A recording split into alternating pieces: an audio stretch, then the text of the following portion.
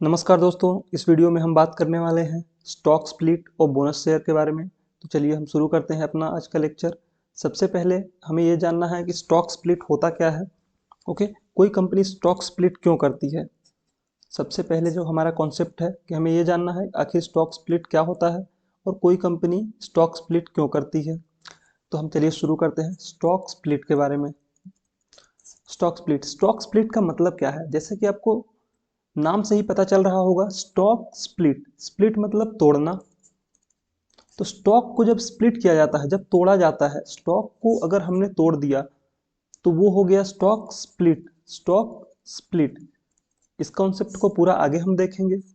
और जब हम बोनस शेयर की बात करते हैं, बोनस शेयर की, तो बोनस मतलब कुछ एक्स्ट्रा मिल रहा है आपको यहाँ पे। तो बोनस शेयर की जब भी बात होगी तो आपको कुछ न कुछ तो एक्स्ट्रा मिलने वाला है। इसके बारे में भी हम बात करेंगे कि उस बोनस शेयर में आखिर हमें क्या एक्स्ट्रा मिलता है। स्टॉक स्प्लिट और बोनस शेयर लगभग लगभग दोनों एक जैसी ही चीजें हैं। बोनस शेयर में बस थोड़ा सा एक प्रॉफिट होता है स्टॉक स्प्लिट की अपेक्षाकृत। मतलब स्टॉक स्प्लिट में एक ऐसी चीज है जो हमें जिसका प्रॉफिट नहीं मिलता और बोनस शेयर में उसका प्रॉफिट मिलता है, इसलिए इसे बोनस शेयर कहते हैं। नहीं तो बोनस शेयर और स्टॉक स्प्लिट दोनों एक ही चीजें हैं लगभग। तो चलिए हम देखते हैं आगे कि कैसे स्टॉक स्प्लिट को हम समझेंगे। ओके, तो मान लीजिए हमारी ये कंपनी है XYZ प्राइवेट लिमिटेड, ये कंपनी है। इसके हमारे पास कुछ शेयर्स हैं, हमने इसके कुछ शेयर्स बाय कर रखे हैं। हमारे पास कुछ मान लीजिए कि 100 शेयर्स हैं इस कंपनी के, 100 शेयर्स। ओके, अब हम देखेंगे कि स्टॉक स्प्लिट क्या होता है और कैसे वर्क करता है। मान लीजिए हमने स्टॉक्स इस कंपनी के कुछ शेयर्स 100 शेयर्स खरीद रखे हैं और उन्हें अपने पास रखा हुआ है, हेल्ड करके रखा है अपने पास। और 2 साल के बाद, 2 ईयर्स के बाद क्या होता है, कंपनी बोनस शेयर डिक्लेयर करती है या फिर स्टॉक। सबसे पहले हम स्टॉक स्प्लिट को देखते हैं। कंपनी स्टॉक स्प्लिट डिक्लेयर करती है, स्टॉक स्प्लिट डिक्लेयर करती है। अब मान लीजिए आपने खरीदा था, इस 100 शेयर्स खरीदे थे जिस समय पे एक शेयर का प्राइस 1000 रुपये था, 1000 रुपये था। अब क्या हुआ कि 2 साल बाद इसका प्राइस बढ़ के 5000 रुपये हो गया, 5000 रुपये हो गया। अब कंपनी को लगता है कि 5000 रुपये इन्वेस्ट करना हर किसी के बस की बात नहीं है, तो उसके शेयर्स की खरीदी कम हो रही है, लोग कम बाय कर पा रहे हैं, क्योंकि 5000 रुपये एक बड़ा अमाउंट होता है, पहली चीज। दूसरी चीज, लोगों को देख के ये लग रहा है कि अरे 5000 रुपये यानी कि बहुत महंगा। मतलब कंपनी की पहला इंप्रेशन जो है वो महंगा का जा रहा है, मतलब शेयर्स लोगों को महंगा लग रहा है क्योंकि 5000 रुपये दिखाई दे रहा है। तो कंपनी ऐसे में क्या करती है, अपने ही स्टॉक्स को स्प्लिट कर देती है। स्टॉक्स को स्प्लिट करेगी तो क्या होगा, आइए देखते हैं। सबसे पहली चीज कि जब आपने मान लीजिए कंपनी ने डिसाइड किया वो अपने एक शेयर को 2 शेयर्स में तोड़ देगी, तो 1:2 का स्टॉक स्प्लिट इसे कहा जाएगा, 1:2 स्टॉक स्प्लिट। वहीं पे अगर कंपनी ने डिसाइड किया कि वो एक शेयर को 5 शेयर में तोड़ने वाली है, एक शेयर को 5 शेयर में तोड़ देगी, तो 1:5 स्टॉक स्प्लिट कहलाएगा ये, 1:5 स्टॉक स्प्लिट। अगर कंपनी ने एक शेयर को 2 में तोड़ा तो वो स्टॉक स्प्लिट होगा 1:2 का। अगर एक को 5 शेयर में तोड़ा गया तो 1:5 शेयर होगा स्टॉक स्प्लिट। इसे इस तरह बोला जाता है 5 shares for 1 share held, 1 share held. वहीं पे इसको इस कॉन्सेप्ट के लिए जब 1:2 का स्टॉक स्प्लिट होगा तो बोला जाएगा 2 shares for every 1 share held, 1 share held. मतलब अगर आपके पास एक शेयर है तो उसके बदले आपको 2 शेयर हो जाएंगे आपके, आपके पास एक शेयर है तो उसके बदले 5 शेयर आपके हो जाएंगे। तो वो होता है स्टॉक स्प्लिट का कॉन्सेप्ट। तो इसका प्रभाव क्या होता है, इम्पैक्ट कैसे पड़ता है हमारी बैलेंस शीट पे और हमारे पोर्टफोलियो पे, उसको सबसे पहले देख लेते हैं। तो जब भी कभी स्टॉक स्प्लिट होगा तो स्टॉक स्प्लिट का सीधा सा इम्पैक्ट हमारे शेयर्स, नंबर ऑफ शेयर्स पे पड़ता है। ओके, लेकिन याद रखिए कि जब भी कभी स्टॉक स्प्लिट होता है तो उसका मतलब ये नहीं है कि हमारी नेट वैल्यू इंक्रीज हो जाएगी। अभी अगर हमारे पास 1000 रुपए के 500 शेयर हमने खरीदे थे 1000 रुपये में, जिनके एक शेयर की प्राइस बढ़ के कितनी हो गई थी, 5000 रुपये। तो टोटल जो हमारा पोर्टफोलियो का होगा वैल्यू वो कितना होने वाला है, 1000 को 100 को हम मल्टीप्लाई कर देंगे 5000 से। ओके, तो ये निकल के आ गया 5 लाख, ये निकल के आ गया। लेकिन जब स्टॉक स्प्लिट किया जाएगा, स्टॉक स्प्लिट किया जाएगा तो क्या होगा, आपका जो 100 शेयर है, एक शेयर के बदले अब मान लीजिए आपने एक शेयर को 5 में तोड़ा, एक शेयर को 5 में तोड़ा, तो यहाँ पे क्या होने वाला है, जैसे आप एक शेयर को 5 में तोड़ देंगे, देखते हैं यहाँ पे कि मान लीजिए कि आपने एक शेयर से पहले आपके पास 100 शेयर्स थे और एक शेयर की कीमत कितनी थी, 5,000 रुपये।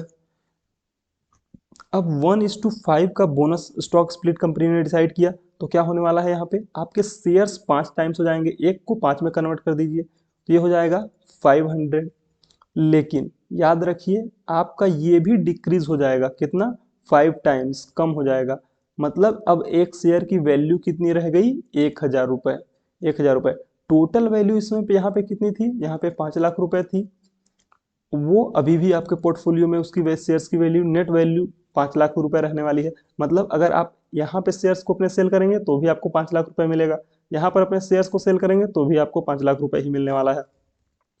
कंपनी का जो फेस वैल्यू, शेयर्स की फेस वैल्यू होती है, अगर मान लीजिए आपके स्टॉक स्प्लिट से पहले फेस वैल्यू 10 रुपये थी एक शेयर की, तो स्टॉक स्प्लिट के बाद भी फेस वैल्यू कितनी रहने वाली है, 10 ही रहने वाली है। स्टॉक स्प्लिट कभी भी चेंज नहीं होती है, स्टॉक स्प्लिट चेंज नहीं होती है। अब समझिए आगे कि इसमें क्या होता है कॉन्सेप्ट। जो कंपनी होती है, कंपनी के पास जो रिजर्व होते हैं, रिजर्व्स, ओके, तो जो कंपनी के पास रिजर्व्स होते हैं और कंपनी की जो शेयर कैपिटल होती है, शेयर कैपिटल, तो मान लीजिए कंपनी का शेयर कैपिटल और रिजर्व दोनों जितना भी है वो चेंज नहीं होता है। किस केस में, जब भी कभी स्टॉक स्प्लिट होता है। तो स्टॉक स्प्लिट का टोटल कुल मिलाकर फायदा क्या है, कंपनी के ऊपर कोई इम्पैक्ट नहीं पड़ता है, नंबर ऑफ शेयर्स इंक्रीज हो जाते हैं और एक शेयर की वैल्यू डिक्रीज हो जाती है। मतलब एक मान लीजिए 100 शेयर्स थे तो वो 500 हो गए, एक शेयर की कीमत 5,000 रुपये थी तो वो अब घट के कितनी हो गई, 1,000 रुपये हो गई। कंपनी के टोटल बैलेंस शीट पे इसका कोई डायरेक्ट इम्पैक्ट नहीं होता है। ओके, फेस वैल्यू उतनी ही रहती है, जितनी पहले थी उतनी ही रहती है, बाद में स्टॉक स्प्लिट के बाद भी फेस वैल्यू उतनी ही रहती है जितनी पहले थी। मान लीजिए 10 रुपये पहले थी तो 10 रुपये रहेगी, 2 रुपये पहले थी तो 2 रुपये बाद में भी रहेगी, 5 रुपये पहले थी तो 5 रुपये भी बाद में रहेगी। तो कुल मिला के कहें तो स्टॉक स्प्लिट जो है वो एक दिखता तो है हमें कि हाँ कुछ हो रहा है, लेकिन एक्चुअल में कुछ होता नहीं है, आपको उसका डायरेक्ट फायदा कुछ नहीं होता है।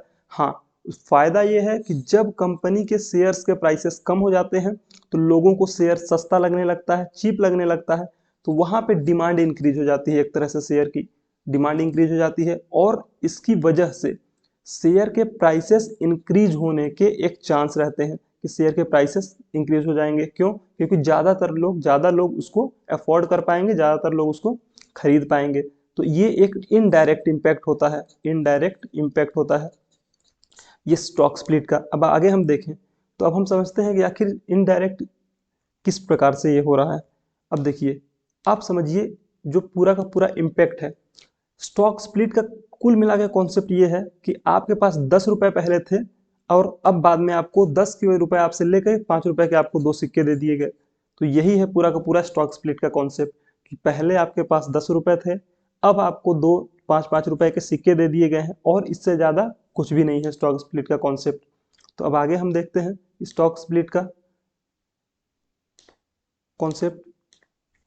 ये स्टॉक स्प्लिट के अलावा बोनस शेयर का कॉन्सेप्ट है। बोनस शेयर की जब हम बात करेंगे तो बोनस शेयर का मतलब ये है कि आपका अभी भी 10 रुपए लेके आपको 5 5 के 2 नोट दे दिए गए। यहाँ पे थोड़ा सा फायदा हो जाएगा आपको। यहाँ पे आप देख रहे हैं कि बोले भैया आपने 10 रुपए लिए, हमको 5 5 के 2 नोट दे दिए, तो इससे हमारा क्या फायदा हुआ, हमारे पास तो अभी भी 10 रुपए है। तो हमने कहा कि फायदा ये है तुम्हारा कि हमने तुमको 5 5 के 2 सिक्के नहीं दिए बल्कि 5 5 के 2 नोट दिए हैं।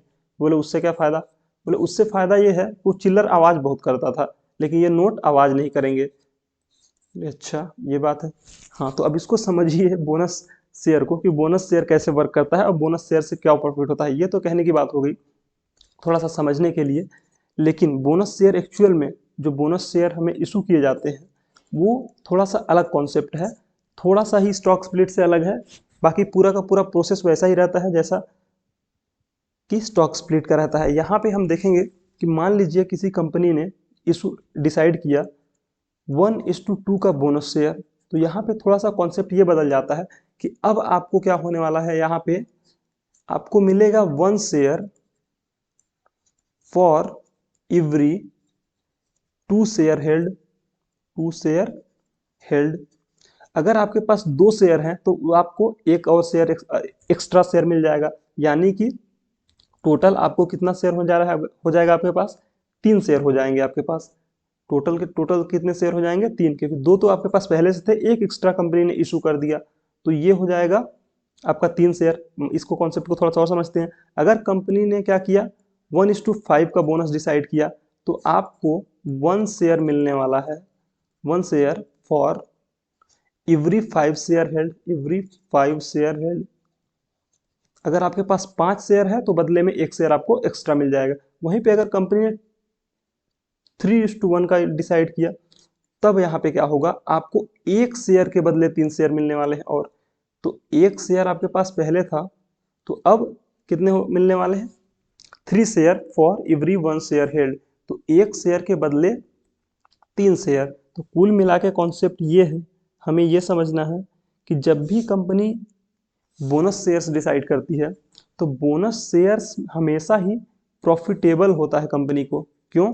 क्योंकि यहाँ पर क्या होने वाला है, कंपनी जो भी एक्स्ट्रा पैसा बोनस शेयर को इशू करने में लगता है, वो देती है अपने रिजर्व में से। रिजर्व में से कैसे, हम इसको भी देखेंगे आगे, पूरा का पूरा कॉन्सेप्ट समझेंगे अच्छे से। चलिए देखते हैं।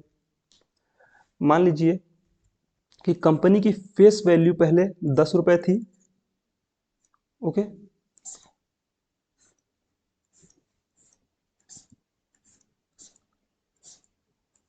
कंपनी की फेस वैल्यू 10 थी, वहीं पे कंपनी ने मान लीजिए 2:1 का बोनस शेयर डिसाइड किया है, 2:1 का बोनस शेयर डिसाइड किया।